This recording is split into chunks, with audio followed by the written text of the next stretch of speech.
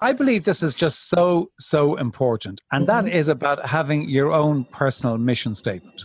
What is it that means for me? And if it's a couple of sentences, and it really is, because then that gives you the context for decisions you make, why you get up in the morning, why you kind of do what you do, right? Yes. But it connects you back to your own mission and purpose.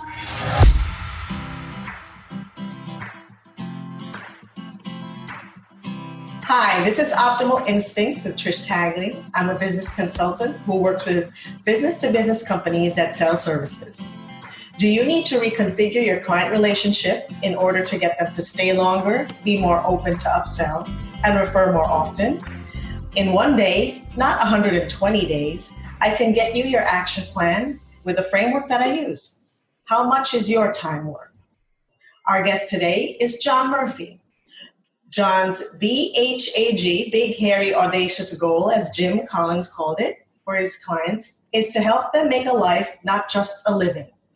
This goal was prompted by a significant personal events in John's life that shifted his personal philosophy around living. John wants to help his clients create both success and significance in their lives. John Murphy is a results-oriented business coach and mentor to senior executives and CEOs.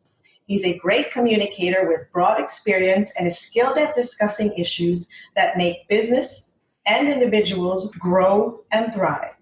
John lives and works in the south of France, originally from Ireland. Fun fact about John, as I mentioned, he is from Ireland, now currently residing in France. He has a daughter that calls San Francisco home base and two other daughters that have made Melbourne, Australia, their haven. John has climbed to base camp at Mount Everest. Okay, John. What made you do that? I'd love to say that it was all carefully thought out and was strategic and everything like that, but it wasn't. It was more that I actually had done a trek in Namibia, and I met the most amazing person. She was just fantastic. At the time, she was 70 years of age. She was on the trek. She was the wife of a vicar from the UK, and she talked about Nepal in a way that made it absolutely fascinating. And one of her life's ambitions was to twin villages in Nepal with villages in the UK. And so consequently, she knew all the guides, and she said, I really think you'd love it. If you'd like to do it, get in touch with me. I'll organize a guide, and off you go. So I came back, spoke to my wife, and I said, this is something that if I think about this long enough, I'll talk myself out of it. So I got in touch, engaged the guide, and I remember on the flight to Kathmandu, I remember thinking to myself, I'm going on my own. What am I doing this for? Why am I doing this?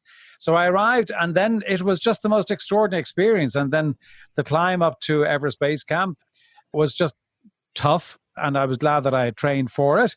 But it was just the most extraordinary experience. But one of the interesting things about it, Trish, is that I made the decision to journal when I was doing that. And I wasn't a regular person to journal, but I did journal because you can only walk so long, and day and nightlight comes in at about 3 o'clock in the afternoon. So you have a long time to think about it, think about what you're doing. And I journaled. And the interesting thing I found when I came back and read the journal was only about a third of it was actually about what we had done and what we had seen or what I observed. But the rest of it is actually just reflections. Yes. And it was just it was an amazing experience on all sorts of different levels. But yeah, thoroughly enjoyed it. Not thought through. I'd be very honest, not thought through, but I don't regret a second of it. Yeah, it sounds familiar to me in the sense that I did the Camino de Santiago. Oh, yeah. And I walked 500 miles across, or 700 plus kilometers across Spain. No planning, no training. A friend of mine just wanted to do it, and I went along with her, and little did I know. And I do think actually that these things come along and they're not accidents.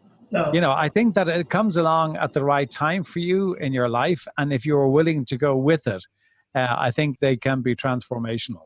Yeah, they are. I mean, it was definitely the greatest journey of my life. And it made a lot of the sayings that we hear, like, it's not the destination, it's the journey. Yeah. It made it true. I always hated that saying. Yeah, but it is true. And also the other thing is that you meet, I'm sure you did too, you meet some extraordinary people that you wouldn't in the normal course of events have a conversation with. And I mean, I can remember I came across this Japanese man that I bumped into because you're staying in different base, these tea houses, 75 years of age, right? And he did this every year, right? And he was extraordinary. He was dressed head to toe in black and he wore white gloves. And it was just extraordinary. And he was the most, I mean, his English wasn't great and my Japanese is non-existent, but we ended up having just really interesting conversations about why he was doing it and the reason he came back and what it did for him. So I just think those sort of experiences are just those golden events that you get in your life. Yes. My friend and I still talk about doing another one a different way. But as time goes by, I don't know. My backpack was 25 pounds and carrying that thing for 34 days, I don't know. Well, you can always get a guide. No, the right way to do it is to actually walk it and carry your own stuff. Oh, yeah. To me. I mean, of course, now there's touristy stuff, but, that's a whole other thing. But all right, so let's get on to the podcast and let's talk about the problems that you solve. Well, the problems, I always think it's an interesting question because it kind of you have to distill it down to something quite simple, which I think is great. And I mean, there are two groups. There's individuals that I coach and there are teams that I coach. And if I had to and within the individuals, there are senior executives in large companies, and also there are business owners who are kind of distinct, and sometimes their needs are different. But if I had to distill it down into something, very succinct, I think it's about, I really help them to get control of their own roles, to get control of their own lives, and to know the thing that they should do next. Okay? And that to me is kind of a big part on the one-to-one. With the teams, it's different. With the teams, it's really helping them to understand how they should work together. Because when you work with any team, the things that get in the way of them achieving what they're capable of tends to be themselves more than anything else, right? Of how they work or don't work effectively together. So, and, in a team, it's about building that foundation of trust. Yes. And all of that. So but that comes back very simply to how they work together. So if you're really pushing me to kind of say, what are the two things that I do? Individuals, it's about getting control of their roles, whatever that role might be, helping them to make sure that they really are creating significance in their own lives, right? Which is part of the wider role that they have. And then being really clear about what the thing is that I should be doing next. Because in all the things, there are loads of things that we can do, and there are probably loads of things we should do. Yes. But, it's what's the right one to do next? And once you've done that one, then you come back and say, what's the next one I should do? So I think is to try and give that clarity and that understanding to clients. So that's what I would say are the two things that I do with individuals and teams. Okay. Well, that's a lot, actually. It doesn't sound like a lot, but it is a lot. So with working with individuals and teams, what are the common mistakes that you find that people are making when you're trying to solve this problem? Yeah. Well, I think, and this won't be any great surprise to you, but I think when you from an individual perspective, the world is fast moving. The environment is changing, and God knows we're living through, an environment right now that is, none of us have a blueprint for this one. And the tendency is that you're just reacting and responding to what's going on. And of course, there's an element that you have to react and respond, but also that you're reacting and responding to, who shouts loudest. And I think that it's being able to kind of say, okay, well, let's actually stand back from that at the moment and do something about that. But there are certainly the common mistakes. It's reacting, it's responding, it's, chasing the latest idea or the latest thought or putting out the latest fire. And it comes back to not being in control. Yes. And I think I think that's a mistake. But also I think the other one which is probably a bit more deeper and a layer below, is kind of being really clear about what does success look like? So if I am successful, what does that actually look like? Yeah, describe it, explain it to me. And, when you put people under pressure to do that, very often there's a little bit of a struggle to actually come up with the answer.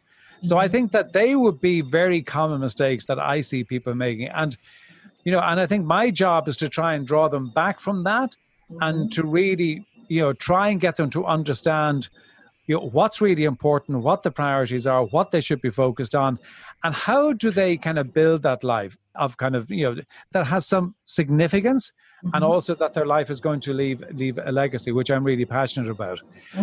I think from a team perspective, I would say probably the being clear about what winning means for the team can be a big one. But I also think it's going back to what I was saying about with teams is not being intentional about how they work together, right? Because if they're not clear about how they should work together, then some sort of culture, I mean, a culture will evolve. Yes. One way or the other, yes. right? But will it be the culture that you actually want? And, and if you leave it to chance, the chance is it won't be. Yes, right? Exactly. It'll be very different. It'll be very different to what people, really would like to operate in. And when you think about, the challenge that we have in terms of attracting people to our organizations, retaining those people, they are going to stay, and there's enough research to determine it, is if they feel that they fit into the culture and the culture fits with them, right?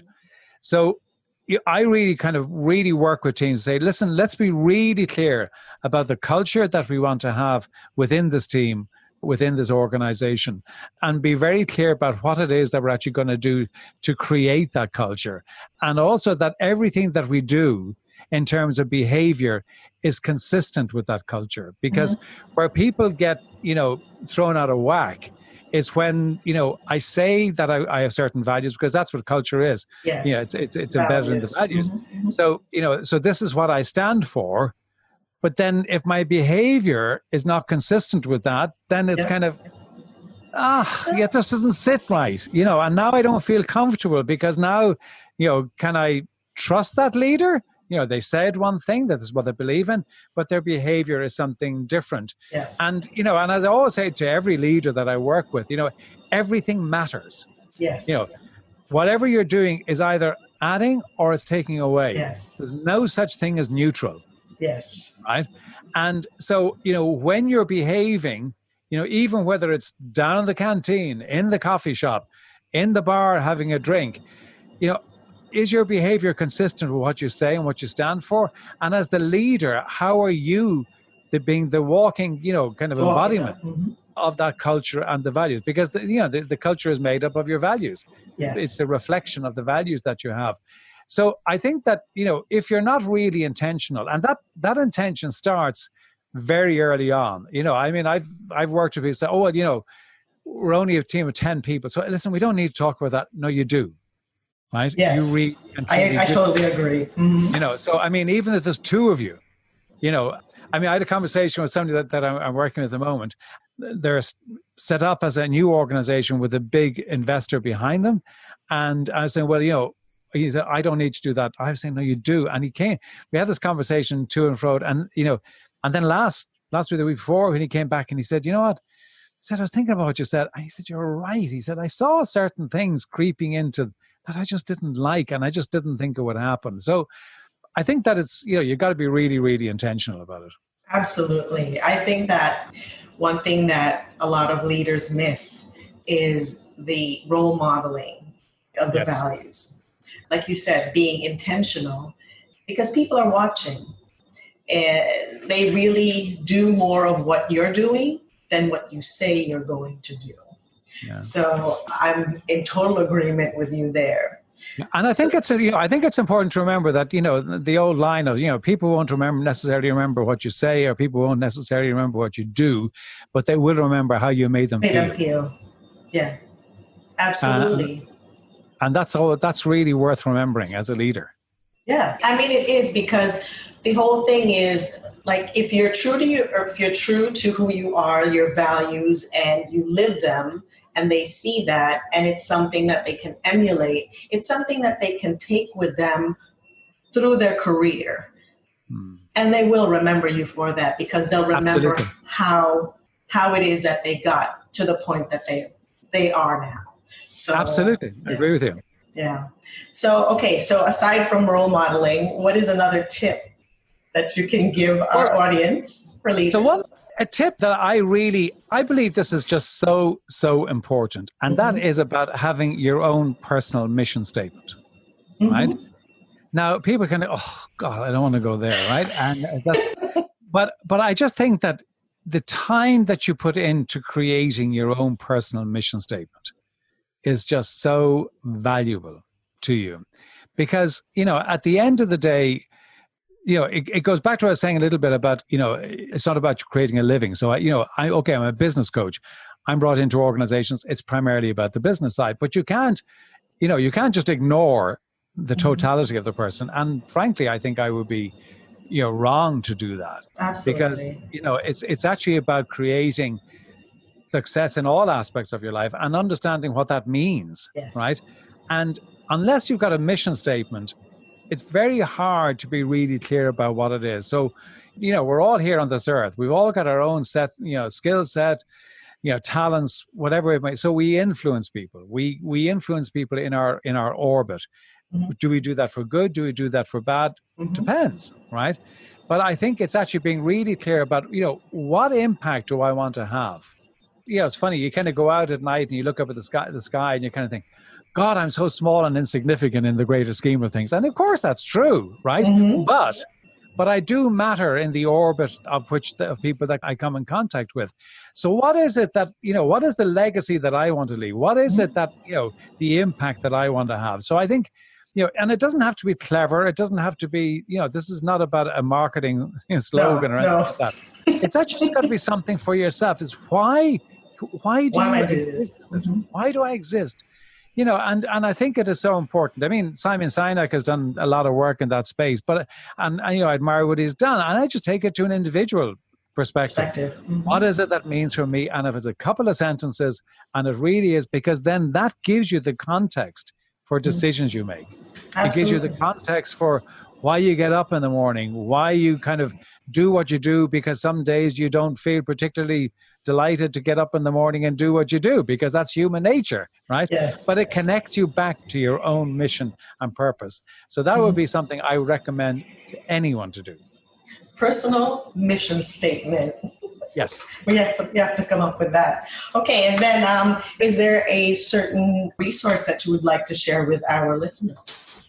Yes, there is. I think if they go to my site, www.johnmurphyinternational.com, I wrote a book a little while ago, which are the 10 key traits of top business leaders, which is really, it's a short book. It was intentionally written so that you could read it during your lunch break. And it really is based on my experience of working with top business leaders. And I distilled that into 10 key traits. And I think that that's really a useful place for people to start if they want to understand about what traits they should be embodying in order to be a successful leader.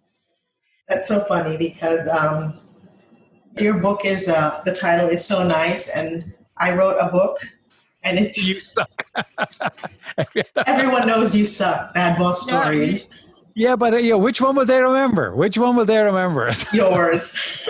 I doubt it. But the thing is, they're bad boss stories, but precisely. I mean, it's still, it's not just all negative, and, it's what's the good that comes out of, looking at it from that perspective.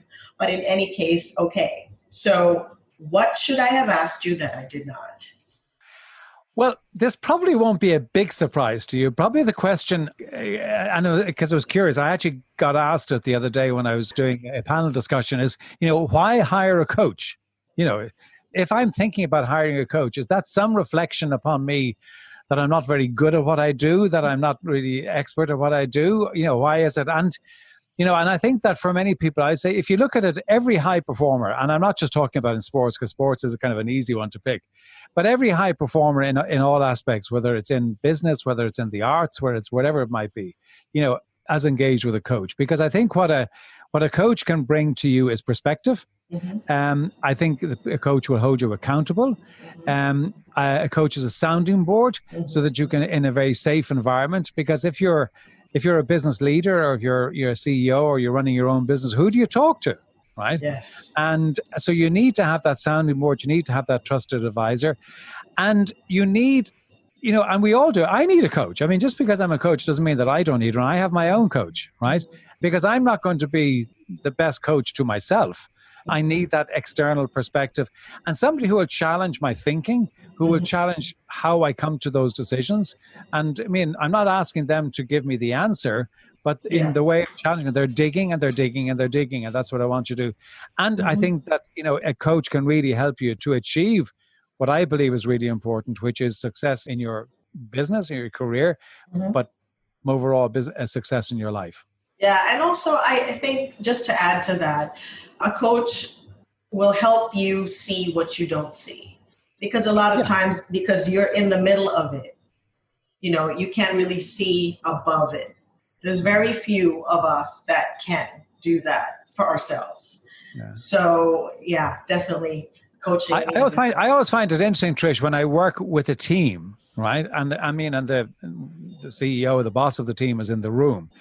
And I sit down afterwards and, we'd have a conversation. Well, what did you observe? Right? And because I'm observing it from a very different perspective to what he's observing it, because it's his team. Yes. He's probably selected the people, he's hired the people, he's grown the team, right? He sees it a certain way. I'm looking at it very differently, and I will have a very different perspective, right? And I'm not saying that everything I see is going to be right? But it's a different perspective, and it can be really valuable input for somebody who's running a team. To actually hear somebody, particularly somebody who's got some experience of working with teams. My background's in the corporate world, so I ran teams and built teams. Yes. And so it's just good to get that perspective, and that gives another layer of information, observation, and knowledge. And I think that's really important. Yeah, I mean, just to inject a story from my background, I was new at the company and I was hired to manage a team, and there was a golden child in my team she was a wonderful woman. She was up and coming, but coming from the outside, I was not in the clique. And I had observed certain things where, she could use some improvement. Ooh. When I brought that up, that was, of course not. She's this, she's that. Okay. I mean, I'm looking at it, like I said, I don't have that click, I'm not in that click with it, with her and the other leaders. I'm basically almost an outsider. And this is what I'm observing. Yeah. But, you get that. And I think the other thing is that if you're the outsider as the coach to the team, you're not involved in the politics, and the politics exist, right? So you can talk about the elephant in the corner of the room. And one of my favorite things to say at team meetings is that, this is what I'm seeing. I may be wrong, but am I? And just throw it out, right? And you're not, right? Because it's fairly obvious. And that can start the conversation. Then somebody will grab onto that because it's something that they want to talk about, but they weren't going to put it on the table unless they actually created that environment. And I think a coach can create that environment with the team. Yeah, absolutely. So, we have reached the end of our podcast. Thank you very much, John. Trish, it's been a real pleasure. Thank you. Yes, thank you. And hopefully I will see you again.